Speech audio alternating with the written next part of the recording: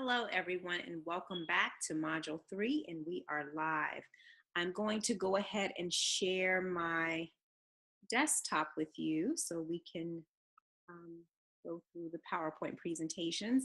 Again, you should have your manual, your course manual, as well as you can reference the PowerPoint presentations that we have in the Moodle environment. You can reference those as well.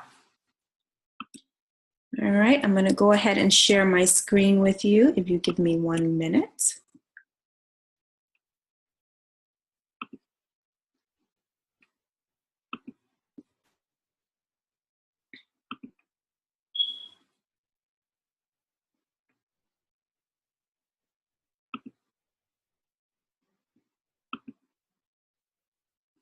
Okay, here we go. Okay, so just as a recap from last week, we first started off talking about the book Shape. And just to kind of highlight some of the areas in the book, we started off with chapter 1, which was Masterpiece. And in Masterpiece, we identified the acronyms for SHAPE.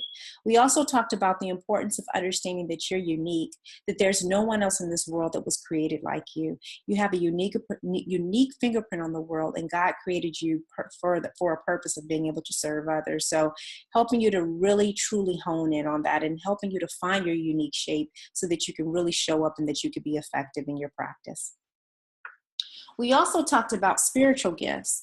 And as a part of your discussion, for your discussion post within Moodle, I asked you to go through and kind of identify some of those gifts. And there were different assessments in the book that you could have taken. Some of these things that you're probably already familiar with. And as you went through some of the assessments, there may be some new things that you found out about yourself. In chapter 2, they also talked about some of the different traps that we may run into. So one being the trap of comparison. Again, we talked about that. Comparison and calling don't mix. It's important for us to focus on calling and not comparison. The coaching market is oversaturated, and you'll find that there are so many people that may work within the same field and have the same niche that you have. But again, understanding that God created you unique. He created you unique, and you have to operate based on assignment. There are certain people that are specifically assigned to you, and that's the only thing that you should really focus on. So focus on calling and try not to focus on comparison, because calling is what's important. Also projection. So being in a place where you're projecting your gifts off on others, you have to be very, very careful of that. Everyone is not as passionate as you are. And I spoke specifically about God lining the right people up to be able to support you as you go along your journey, but you don't want to project your gifts off on others. Rejection, meaning that you're not accepting the gifts that God has given you in so many ways. And I know for me, and working in corporate, that was a period of time in my life where I was running away from my gifts and running away from my purpose. And it got to a point where it was just like I really had to come face to face with it and really just own up to it and say, okay, I'm going to make a decision to start really walking in my calling, because that was something that was important to me. And God had already laid it on my heart that I needed to really be at a place of serving and supporting others, and it wasn't within the corporate arena. So when you reject the gifts that God is giving you, you're not walking in obedience. So it's important for us to truly accept what God has given us, and we need to take heed to it and operate within our calling. Okay, deception. Okay, being at a place where you manipulate, Satan may manipulate you into believing you have certain gifts that God has not given you. Okay.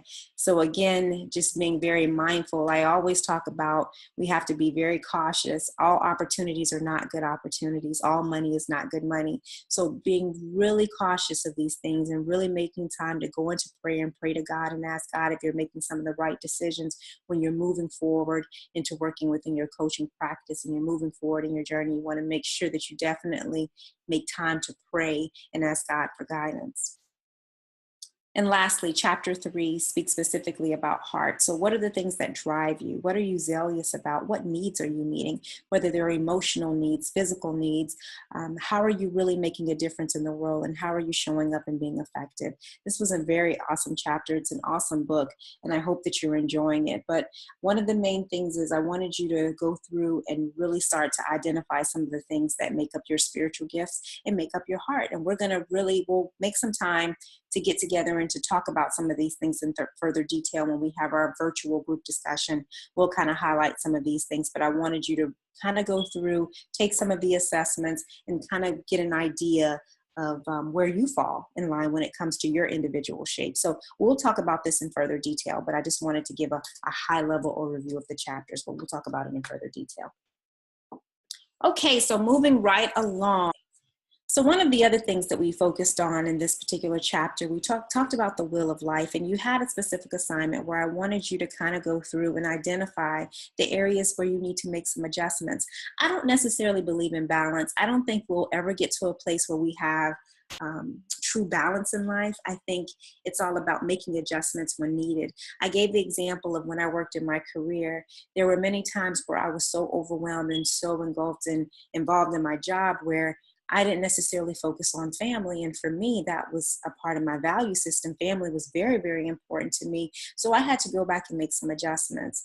And also it also helped me to identify areas where I needed to have more personal space and areas where I needed to focus more on my hobbies. So as you're going along this journey, it's important that you always go back and you do a check to make sure, am I making adjustments? Where are some things that I need? Where are some areas in my life that I need to improve on, whether it be your health, whether it be, again, your career, whether it be your spiritual relationship with God, making sure that that's in line. So these are different things that you need to, it's always it's a wheel that you should always revisit as you're going along your journey to see if there's any specific areas that you need to improve in as it relates to your life. Again, I truly believe that you cannot be effective in helping people if you are empty, if you are not in a good place in your own personal and professional life. So it's important that we really take the time out to identify some of these things and come up with some solutions, make goals for ourselves. If it's to a point where you want to lose weight or you want to get healthy, make some SMART goals for yourself. And we'll talk about SMART goals later in the class, but make some SMART goals and create some actionable steps to actually accomplish those goals. Determine what resources you need and make it a point to stick to these things. So I'm going to challenge each of you to start really looking at some of these areas and start coming up with your goals to and try to improve in those areas, whether it's finances, whether it's weight, whether it's your career. Start really identifying some of the areas that you need to improve on and creating some goals around those areas. And let's work towards accomplishing them. So again, this is something that I'm going to touch on when we have our virtual group discussion, but I just want you to start really thinking through that and really taking some time out to really think through that, to identify, again, those areas that you need to make some adjustments in your own personal life. And then we'll go through and we'll discuss it at a later date. Okay. All right, so this is just a review again of our spiritual gifts and heart that we talked about last week. And just to go over some of the things that we're going to start talking about in Module 3, and this is an overview of the lesson. We're going to talk about establishing and building a rapport, interactive communication, developing listening skills, active listening, minimize coach talk, maximize client talk, and asking powerful questions. So just a few things that we'll talk about in this particular module. Okay, so this is the same thing. Okay, so we have some key terminology here, but there are two specific terms that I would like for you to pay attention to. One being active listening and the other being iMessaging. Okay, so active listening is mindful hearing. So it's making sure that you're always present when during the coach-client relationship and during your coaching sessions. We'll talk about some different levels of listening later on. One is internal. We have active listening, we have expansive listening, but right now I just want you to focus on the core definition. iMessaging. So they're assertive statements to another about one's feelings said in a manner that avoids them from being on the defensive end. So instead of you saying things such as you did this, you're saying that I felt this way because of X. So it's not causing them to be more so defensive, but it's kind of making, smoothing out the conversation so it doesn't cause them to be on the defensive end. But we'll get into some examples as we move forward. Okay, so preparing to coach. Okay, so this is at this point, this is the first stage in the coach-client relationship when you're building the coach-client relationship. So one of the things that you want to make sure that you do throughout the relationship, from the beginning when you have the initial consultation to the very end of your relationship when you close out the agreement, you want to make sure that you build a rapport. Okay, so we talked about building a rapport at the very beginning in the core competencies. That is critical to the coach-client relationship. You want them to know that they can be open, that they can talk to you just about anything, that they can be transparent. So in that, you have to make sure that at every point you make them comfortable, and you always provide them with a warm welcome throughout the relationship with them. Okay. You want to make sure that you engage in effective conversation with the communication with the client, both expressive and receptive, when you're speaking and listening to them. You want to always maintain open and honest communication when working with the clients. You want to use powerful questions to help them come up with solutions. So again, as you move forward in the class, you'll learn more about using the whole active listening approach and being able to practice more of the expansive listening so that you can listen to a client and in return, you can ask the right type of questions. So we'll talk about that as we move further in the class. Okay. So what is a rapport? Okay, so the relationship that allows you to connect in a positive manner and engage in a harmonious conversations wherein they understand each other's feelings, ideas, thoughts, and etc. Okay, ultimately, you're building trust with the client. Okay, that's the main thing. You're building trust and letting them know that they could be transparent, they could be vulnerable, and you're open and you're receptive. That's the main thing, building trust. Okay. As you're building a rapport with a client, these are things that you want to always make sure that you do. You want to maintain good eye contact with them. You want to use their name when appropriate. You want to be honest and sincere. Always be positive. So again, you're their cheerleader throughout this process, and you want to guide them and you want to cheer them on along the way. You want to use mirroring. Okay. So what is mirroring exactly? If the client has their finger here, or if they have their legs crossed, you want to follow and you want to do the same thing. Okay, just to make them comfortable. If they lean in, you want to kind of lean in with them. Okay, smile often as appropriate, show support, and use appropriate body language. When you're meeting with a client, you don't want to have your hands on your chin. You want to make sure that you let them know that you're there, that you're prepared, that you're ready, and that you're open. Okay, so that's important. Okay, some of the things that you want to avoid when working with the client: interrupting them. Okay. It's not your conversation. You don't want to bombard the conversation. You're there to, again, cheer them on along the way. You want to allow them the opportunity to talk and express themselves openly. Judging them, advising. Now, there are certain fields, like, example, financial coaching, where you may have to offer some form of you may have to advise them slightly in financial coaching and some of the other arenas like business coaching. But for the most part, you want to be careful when advising or offering any form of counseling. When you're working through the coach-client relationship, you want to just be mindful of that, depending on what your niche is. If it's more so transformational coaching, again, we want them to be at a place where they're working through some of these things by themselves. We don't want and we're offering them support. Okay, we want them to come up with their own solutions. Depending if it's fitness coaching, is it financial coaching? Of course, you want to make sure that they set realistic goals for themselves and things of that nature, which may require you to offer some form of feedback. Inappropriate gestures. Okay, you want to avoid doing that at all times. Invading their personal space. So when working with a client, it's not necessarily just invading their personal space as far as physical space. You want to also make sure that at any point that you're not crossing those boundaries. So when you're talking to them initially, you want to gradually allow the conversation to open up. You don't want to just jump in and ask the wrong type of questions at the wrong time. So you want to, again, build that rapport with them, allow them to get to a place of trust in you so that they can become more transparent. So you don't want to invade their privacy at any point or their personal space. And then again, dominating the conversation. It's not for you to take over the conversation. This is their this is their opportunity to express their feelings, and you're there to support them, but you don't want to dominate the conversation. Okay, so effective communication is key when you're developing a coach-client relationship. Now, when we normally have an exchange of communication, whether it be through family, friends, the workplace, or social settings, it's normally 50-50, okay? You talk 50% of the time, I talk 50% of the time. But when you're doing a coaching relationship, where it's a coach-client relationship, which involves speaking and listening, it's 80-20, okay? It's the 80-20 rule. So that's how the exchange works. And we'll talk about that some more. Here it is. Okay, so 80% of the time the client is talking and the coach is listening. And 20% of the time the coach is talking and the client is listening. Okay, so again, listening is one of the most important techniques when you're working with a client in the coach-client relationship. You want to always make sure that you're open and prepared to listen.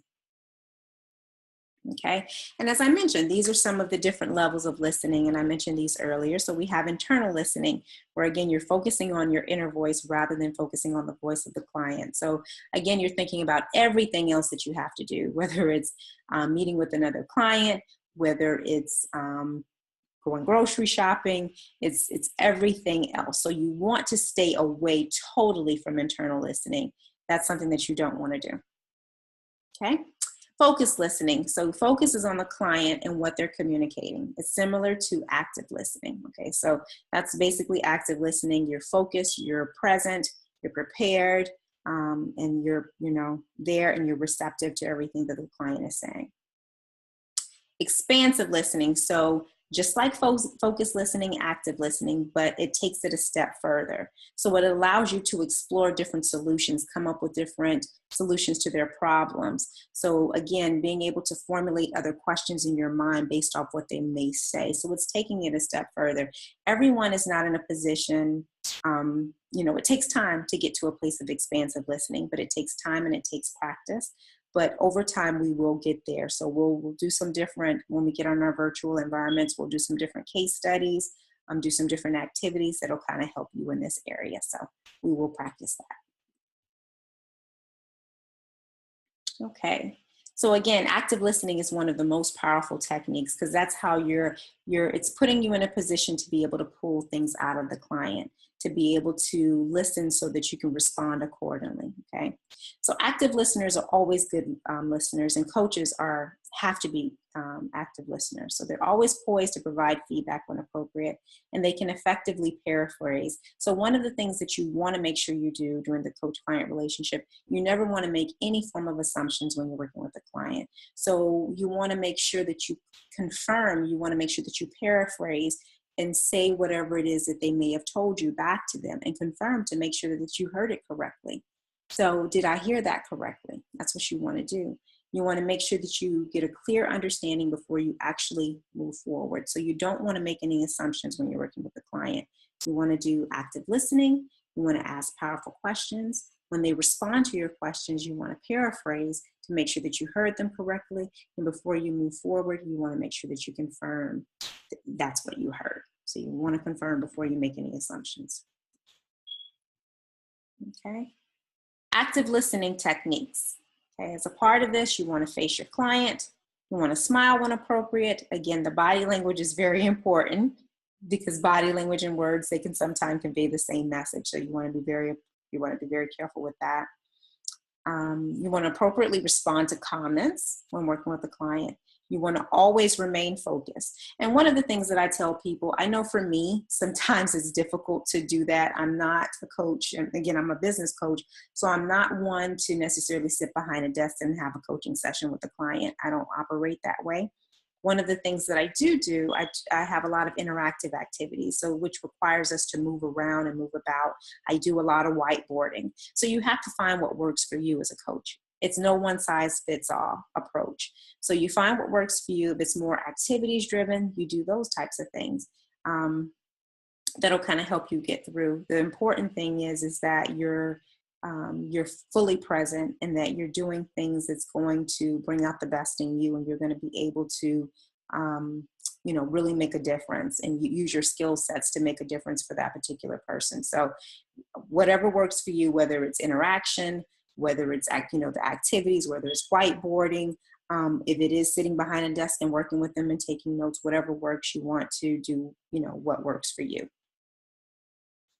Maintain an open mind and use iMessages when appropriate. Okay. So we're going to move right along to iMessages. Okay. So again, there's statements that they convey a message without putting the person on the defensive end. So they're more effective than actual you messages, and they're very powerful. Actually, I've had a lot of the students to use this method, use this particular techniques in their own personal relationships, and they found it to be very, very effective. So it's something that you can use interchangeably between your personal and your professional relationships. Okay, so there are three parts when you're actually using an iMessage. You have the feeling, you have the behavior, and you have the event. Okay, so the feeling is the emotion resulting from the event. The behavior is the action that was created, that created the concern, and the event is the incident linked to the concern. Okay, here's a primary example. So this is a you message. Mary, you didn't answer my question, so you won't be able to make as much progress. Mary says, using the I message, I was concerned, which is the feeling, when you did not answer my question, which is the behavior, because it slowed down our progress, which is the event. Okay, so you notice the difference between the two. One is more on the defensive end, and one is, again, not defensive at all. It's more smooth. Okay. So minimize coach talk. Again, we talked about the 80-20 rule. We talked about listening more effectively is important to the coach-client relationship and having a smooth conversation. And you want to avoid saying too much. So again, you want to avoid bombarding the conversation, specifically when you're doing a first meeting with a client. It's important that you're able to gather as much information as possible so you will know how to move forward. You don't want to bombard the conversation initially when you're working with them. You don't want to bombard the conversation at all, but you want to be very mindful of this, especially during your first conversation with the client, to make sure that you're gathering enough information so that you can most effectively come up with a plan for them, a plan of action. Okay, some pointers. Also, keep feedback on point. Okay, you don't want to overdo it with the feedback. So you want to be very straightforward with your feedback. You want to keep it on point. You don't want to overdo it in any way. Speak to motivate, inspire, and encourage. It's all about cheerleading your client, encouraging them along the way, keeping them focused, holding them accountable. Okay. Speak to help the client find answers rather than giving them the answers. So again, it's about helping them and assisting them to come up with their own solutions. Now, I have to also reiterate that I know that there are different forms of coaching. So you have, as example I gave earlier, you have financial coaching and fitness coaching, where it may require you to advise more and to provide more realistic solutions for your client. But again, you want to put them at a place where you're holding them accountable and you're having them to come up with their own actionable steps in order for them to achieve their goals, because more than likely that's the only way that they're going to stick to them. When you're doing more so things along the lines of transformational coaching, you want to offer more of a guided approach. I even give the example all the time. I'm more than sure that you've had the opportunity to or you've worked with a friend before, you've had a friend to come to you with an issue, or a family member. And in most cases, you will give them great feedback, but you find that they don't follow it. and that's what typically happens. It's because you have to allow people to run their own race. You have to allow them to take their own course. And in most cases, they're not going to change until they're absolutely ready. So the best thing to do in cases like this is to provide a guided approach to help them, to guide them down that path, to help them come up with solutions, but don't do the work for them. Okay? So you always want to offer that guided approach.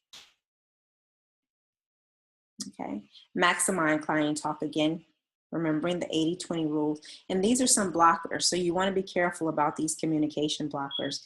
Being a mind reader, always thinking that you know the answer, because this is something that you may have dealt with in the past. You're thinking it's going to turn out the same way. So you want to be very cautious of that, because you don't want the client to shut down. Daydreaming. again, I'm the first to tell you that there are times when I'm on the beach. When someone's having a conversation with me, I may drift off, I may go somewhere else. So I have to find what works for me as a coach, what makes me more effective. And for me, it's about doing more interactive things, whiteboarding, the interaction. That's what really gets me engaged and involved. Being a selective listener, okay? Again, you're picking and choosing. You're not being attentive. You're not being focused. You're not focusing on the client or the situation at hand. Jumping to conclusions, the same thing as being a mind reader, thinking that you know the end result or thinking that you know the answer, or becoming defensive. Okay, so in most cases, again, you don't want to make this about you. This is there, the client is there because they want to accomplish a specific personal, professional goal, and you're there to support them on their journey. So there's no need for you to take defense of that or to, it's no need for you to take defense to that when you're there to support their client, because this is something that they're working towards accomplishing, okay? And you're there to provide them with that support in doing that, so, okay? All right, so asking powerful questions, okay? So powerful questions, they're open-ended questions, so not allowing the client to give a simple yes or no response, okay? So typically powerful questions consist of why, what, when, and how. That's how they typically start out. Okay, so an example of a closed-ended question would be, do you not like your job?